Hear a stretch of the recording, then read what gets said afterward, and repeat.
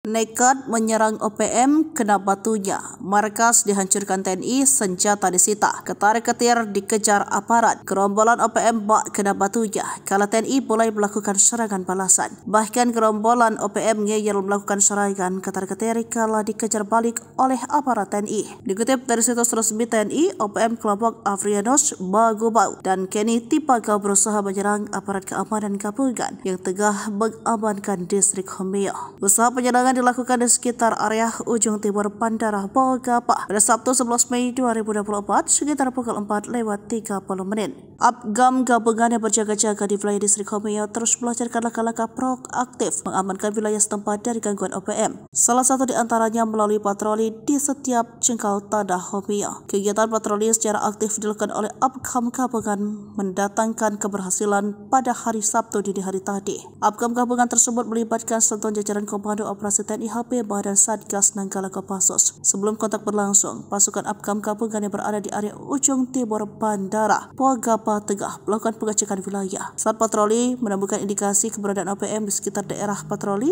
dan melakukan pengejaran yang diikuti dengan kotak tembak. Di akhir tahap pengejaran ditemukan hasil berupa senjata anak panah dan busur, santer, beberapa foto OPM, tempat perlindungan tidak permanen yang dibangun OPM beserta pos tinjau OPM yang digunakan untuk mengintai kondisi wilayah Homeo dan sekitarnya.